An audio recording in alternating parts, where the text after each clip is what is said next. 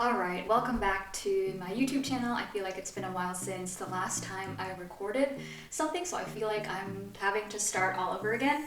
But yeah, I haven't made a video in a while, and that's because I've been really busy with step one, but I figured, nobody really asked for this video, let's be honest, but I figured I would update you guys on my newest, or maybe like a few added resources, some old or some that I've mentioned before in my previous video, but some are new, and I've only kind of recently decided to use these resources. Obviously you can hear a video in the background. I'm gonna close this. Alright, back to business. So this video will be not in 3 parts, but I'll split it into 3.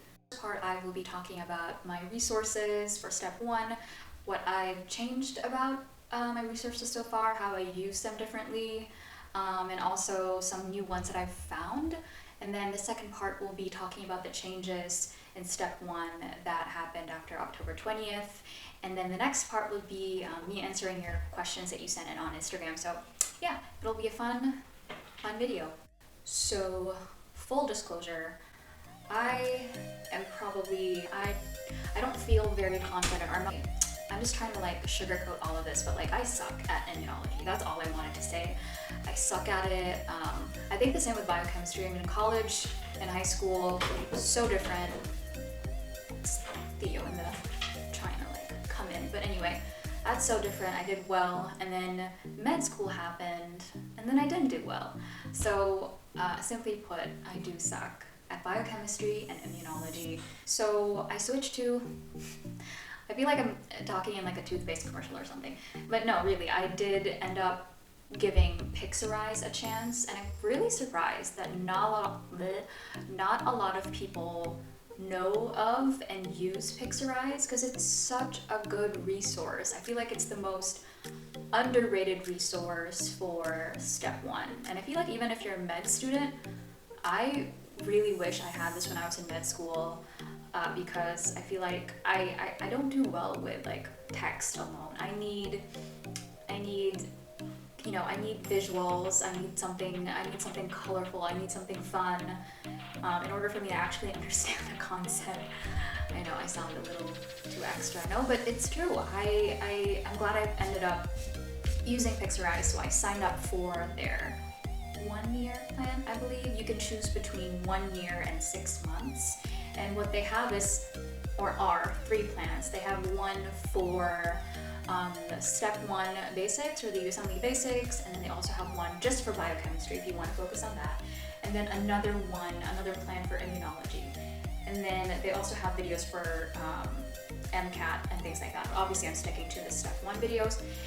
And if I could summarize PHYSEO in one phrase, I would just say it's sketchy, but for biochemistry and immunology. Now I know sketchy has their own set of videos for biochemistry, but I really feel and don't get me wrong, I love sketchy micro and pharmacology, but for some reason, sometimes sketchy videos seem a little saturated, and I get overwhelmed because there's just so much information in one video and so many different characters in one setting per video, and so that gets me a little overwhelmed. But other than that's really great. But with PHYSEO, it kind of takes one video and just feel like they're really good at summarizing everything. Plus the sketch isn't overwhelming.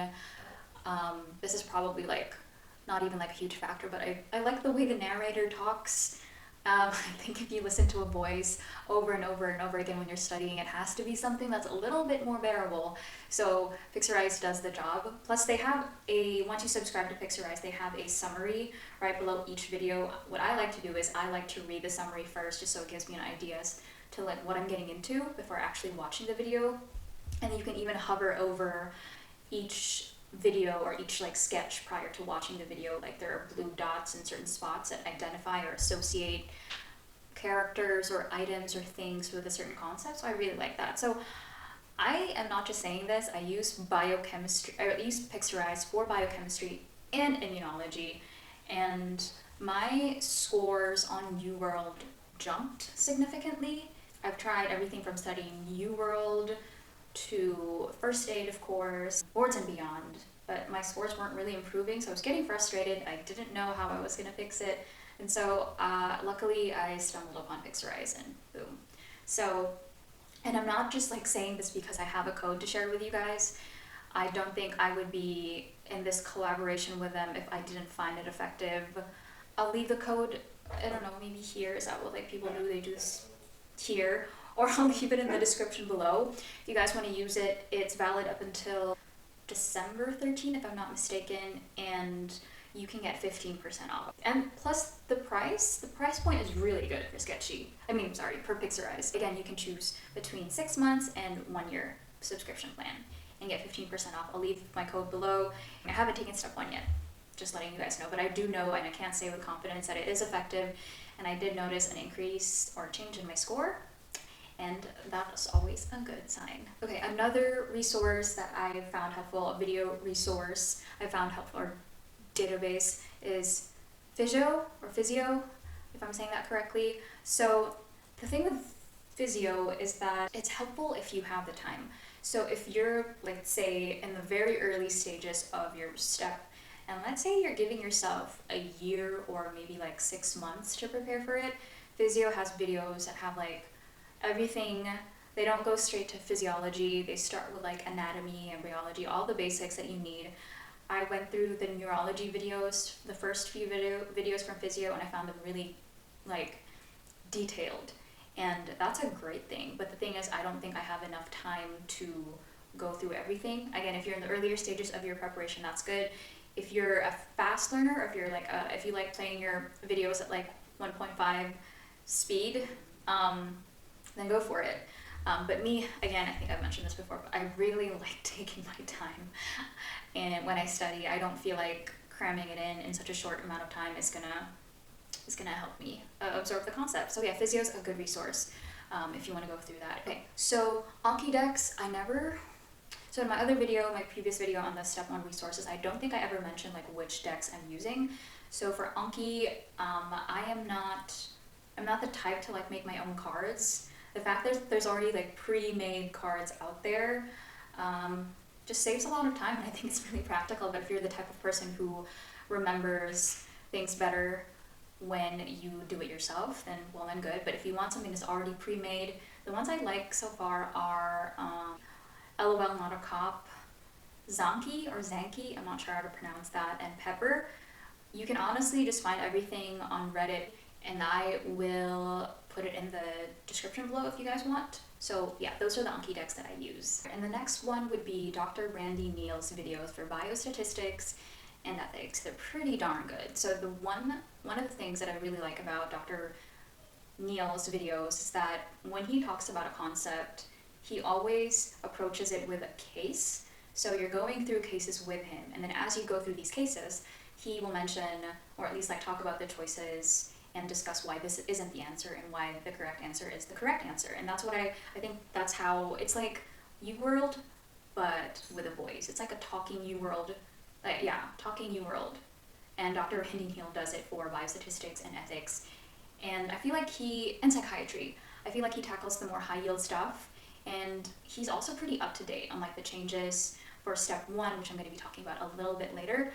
He keeps up with like the changes for step 1, and I think that's really helpful. Okay, I've already mentioned this in my first video on my step 1 resources, but I really am enjoying med school moves or medical moves. I don't know why I can't remember what it's called, but it's a video channel on YouTube where you can find a compilation of like high yield concepts, and it's not just for pathology, it's also for EKGs or ECGs, and then you also find high yield images like CT scans and MRIs and X-rays, and he goes into details about what disease you find this in and what the finding is. So it's always nice to have that like active recall when you're studying things like neurology and microbiology, where you have like a lot of images involved as you study. So yeah, that's a really good resource as well. So things I've been doing differently, let me see. So in the past few months or so, while studying for step 1, my plan of attack was to kind of grind like every single day, get as much reading done as possible. So I was really pushing myself, and then it got to the point where I reached a moment or like a period of burnout. and I was studying, but I wasn't really absorbing any of the concepts that I was going through, and I just felt so exhausted. I had brain fog. I just lost that kind of drive to study, and I didn't feel like studying at all, and I was also getting a lot of headaches, and I was getting anxious. So yeah, I'm pretty sure a lot of you are going through this right now, but I went through a period of burnout, and it wasn't healthy for me. So what I did was, or what I have chosen to do differently, so whatever approach I am choosing to make, is probably not going to be helpful for you, but I will let you know what I did differently. So I decided to dedicate 2 days of the week to just UWorld, and then the rest of the days I would do several questions. I wouldn't even go beyond 20. Every chance that I would take or have to take to do questions on UWorld, it wouldn't be in like increments of 40 questions. Like, I wouldn't do that to myself unless I was doing it on my 2 days of the week where I did purely UWorld. Then yeah, that's when I maximized my my cube banks, or my blocks rather. But the rest of the time I would just be pacing myself and going through content and actually taking the time to absorb it, as opposed to like telling myself, oh, I've done 12 hours and that's like efficient studying. But long study hours, I found the hard way, doesn't always mean you're efficient. So you can honestly be studying like 4 to 6 or even 8 hours a day and get a lot done. It doesn't mean that just because you're studying less than everybody else, it means you have a lot of catching up to do. When I started feeling burnt out, my brain was just, I was mentally exhausted, and I wasn't taking anything in, no matter like how many like hours in a day I was studying, and it wasn't helpful. It's not practical either. So yeah, you'll find all of these things out along the way. Things change just because you have a set plan for yourself at the beginning of your study period for step 1, or studying for step 1. It's bound to change because you're going to find out what works for you and what doesn't. And I'm like several months into studying for step 1, and I'm still finding these things out for myself. All right, now I suppose I could start talking about the changes that were made to step 1. I know everybody's freaking out. They're like, what should I study now? What changes do I need to be aware of? But I think like going through, like if you actually take the time to go through the USMLE website and look at what changes were made, they're honestly, I mean, I don't want to be like, my dog's trying to get in. But yeah, let me go through the website with you, and if you guys want, I put a link below so you can go through this with me. Because when I first heard about it, I was really overwhelmed, and I was like, oh my gosh, what are we gonna do? So okay, I try and see if I can like, I'm not great at editing videos, but I'll try and flash the table that's on the USMLE website so we can actually go through this together. So in the first table you'll see in the website that I provided below, they show that the social sciences comprised of communication and interpersonal skills. So right before October 20th, they had around like 3 to 5% of that in the exam, and then they're moving it up to 6 to 9% of the exam. And again, they provide everybody with like a PDF file where you can see an outline of what this is composed of. So obviously there's going to be a bit of an increase in terms of like how many questions they're going to be including in the exam. So when you're looking at the PDF, you'll see social sciences, and under that you'll have things like health literacy and numeracy, and cultural competence. So I'm just reading this just so I don't miss out on anything important. So you have things like patient interviewing, consultation, interactions with the family. So this is basically patient-centered communication skills, and this is more of like ethics-based. So they've added more ethics-based questions to the exam. You'll have things like jurisprudence and, of course, legal issues related to abuse, what to do when you're talking about death and dying and palliative care, physician-patient relationship. So I guess they're definitely, trying to test more physician and communication skills. So that is one of the changes that's happening. The second change will be, if you look at table 2, again, I will try to flash it on there or wherever. And you'll see that before October 20th, patient care, specifically management, they had around 7 to 12% right before October 20th. And then after October 20th, there's none. But it says here they're moving all of those questions regards to management to step 2 CK. So I guess they found out that it was more fitting for clinical knowledge anyway, and that honestly makes sense. So just so we know what patient care, specifically management, like comprises of, according to their PDF, it says that it includes health maintenance and disease prevention, pharmacotherapy, clinical interventions, and mixed management. So those are some of the things that they've decided not to include.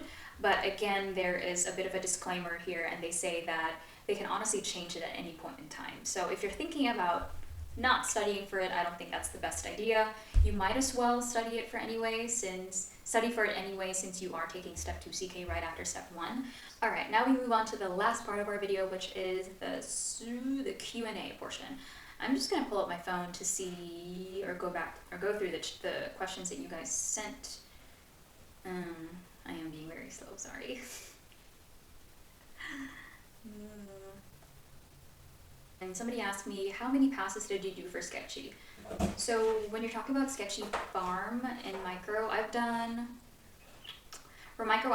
2. For Farm, I'm still trying to finish my first pass. So like I said, I like taking my time. And I mean, let's be real, there's so many resources for step 1 and so much to cover. So don't freak out if you're not going at the same pace as everybody else, because you could be a fast reader, but then you will need to like go over it or repeat a certain resource several times. You could be a quote-unquote slow reader, but you absorb all the information at one go or one pass. How to use Anki. I feel like I'm the least qualified to answer this question, because I didn't even bother to go over the controls for Anki. Everyone is so skilled, I feel, in terms of like, I don't even know how to create my own deck. That's how sad, that's how unqualified I am for Anki. And that's one of the reasons why I decided to download pre-made decks, because it's just right there. It's so easy. But if you're the type of person, like I said, who needs to make your own Anki decks, I would suggest that you look it up on YouTube. I'm sorry if I can't be that person to guide you like step by step, but if you want to make your life easier, download the pre-made Anki cards. They're really good, honestly. It saves a lot of time. Plus, these are people who've already taken step 1, so they know what's important. They know what's high yield. What are some good video lectures to subscribe for during the last 3 months? High yield points for prep. I would say Dirty Medicine, Dr. Randy Neal, and maybe Sketchy. Again, I could be wrong because I haven't taken step 1 yet, but I feel like those are really good resources, because Dirty Medicine goes through, like, he has playlists for all the modules, and he talks about all the high yield stuff. So when you're kind of like cramming last minute, I feel like his channel and his videos have like the best content for like high yield information. And if you just want something to help you remember it a night before the exam, like a week before, months before, those are really good resources. This question came up a lot. In your opinion, which is better, to give the USMLE Step 1 in the year 2021 or 2022, as it's becoming pass-fail in 2022? And then I also got asked, should I take Step 1 while the scores are numerical or wait for the pass-fail system? So here's the thing. The reason why they decided to change it to pass-fail is because they collectively felt like the residency, I'm trying to quote this from the official statement, but like the residency selection system was causing distress to a lot of students and a lot of people preparing for Step 1. And they wanted to sort of introduce a balanced student learning and student well-being for everybody that was preparing for Step 1, because, you know, if you are preparing for Step 1, it is a beast. It's like even established or known physicians with their own, you know, practices will say that Step 1 is so difficult, and it's true. But so yeah, anyway, that was sort of like an intro to your question. You know, it has its pros and cons. So when you think about it, and I'm speaking on behalf of IMGs, I can't really speak for AMGs or like American medical graduates or students in the Caribbean schools, so I can only speak for non-US IMGs. I can say that, okay, Step 1 is like a huge factor that program directors take into consideration when they're trying to look through our applications and deciding whether or not we are qualified or we're like ideal applicants for the program.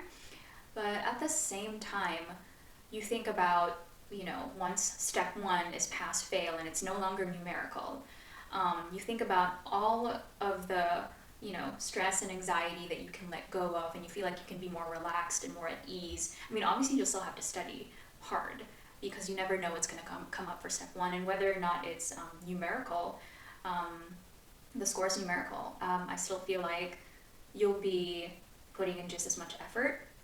Probably not. I don't honestly, like, if I were to take step one after 2022, and I'm not going to do that, but I feel like I would definitely be less stressed than I am now. But here's the catch. Yes, step one will be pass-fail after January 2022, but the thing is, now that step one is out of the picture, the question is, what are programs going to look for now?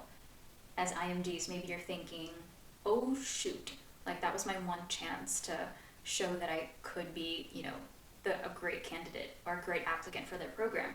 Or you can also think of it this way, like now's my time to shine, now's my time to like study for step one, but have time for other things that could kind of like make my CV look interesting. So I'm pretty sure that now that they've taken step one out of the picture after 2022, they're going to be looking at, and this is just honestly my assumption, like who knows what, they just keep us guessing, so who knows. So I think that what's going to have more weight would either be step 2 CK, it could be letters of recommendation, it could recommendations. I mean, there already is like a lot of weight right now, even before Match 2022 on LORs, and I feel like what more now that step one isn't a huge factor. Another one would probably be research. So in the Philippines, and I'm only speaking on like behalf of my experience, but we're not really big on research. It's not something that we like are required as med students to really get into as much as they are here in the US. So, if research will be sort of like carry most of the weight instead of step one, that's also a possibility. And I guess another one would be dean's letters. I'm not sure if that could be the same for IMGs. But yeah, that's probably one of the factors. It's not really a matter of, would it be better to take step one, whether it's numerical or not. I think the bigger or better question would be, what can you do overall for your CV to make yourself a more viable candidate for a program? So at the end of the day, I feel like they're not just going to look at your scores. For more competitive programs like plastic surgery, orthopedic surgery, dermatology, maybe, but like I feel like eventually they're gonna approach it in a more holistic manner. They want, I'm guessing, I don't want to toot my own horn, but I really feel like based on like research and things like that, or what I've researched rather, they really approach, or they'd want to look at it at a holistic way. So they're gonna look at like how well-rounded you are, what have you done aside from like, you can have really good scores, but like, what if your LORs suck? I don't know. So there's so many factors to consider, so I don't think it matters. This is just me. I don't think it matters because you'll have to excel in, step one either way. But honestly, those are just my 2 cents. You can have a completely different opinion. Another question is, what do you consider a decent score for IMGs in order to match? So I haven't matched yet. I'm still working on my step one. I've only taken step 2 CS. So based on what I've researched and talked to people about, a decent score I think really depends on what specialty you're getting into. So you'll have to look up, I guess, the scores per specialty that they require. Some of them require a minimum, some programs don't have like cutoff scores. It really depends. So people will have to do their research on like what programs you're specifically looking into and what specialties to figure out what your goal should be, not just passing. And if it's passing, were you able to make up for it during step 2 CK? I'm pretty sure they look at like improvement and jumps to like in like score wise. So I personally can't say what a decent score would be to match for IMGs. Okay, so which resources helped you for tough subjects like biochem, immunology, and physio? Oh, so that's perfect. So I did mention earlier, I think I answered this, so I definitely recommend PHYSEO. It is the bomb. It is the bomb. And I don't feel that confident about other resources, or I don't say that often, I should say, but PHYSEO is amazing. Physiology, I think the website PHYSEO is great. Again, if you have the luxury of time, go for it. PHYSEO, the videos are short and sweet.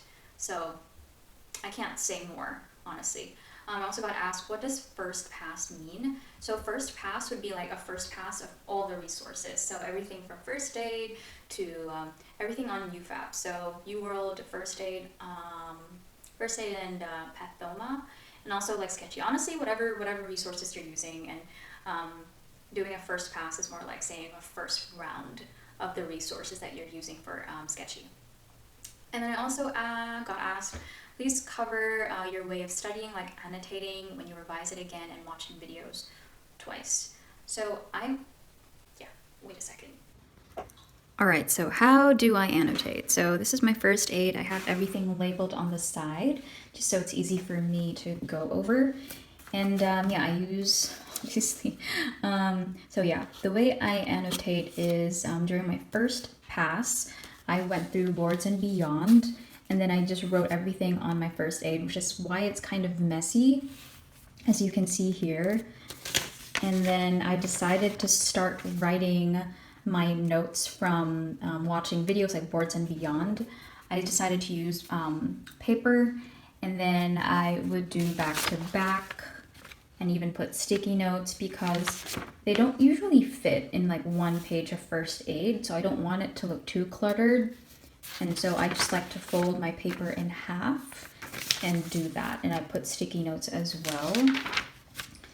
And with regards to like watching videos twice and whatnot, it really depends. If I don't understand something, sometimes I will watch it more than twice, more than 3 times even. It really just depends. And this is again subjective. There's no standard way of doing it. It's really up to you to figure out what works best for you. I tend to rewatch videos often because I learn best through repetition. I know I'm laughing at myself, but really I'm also crying on the inside.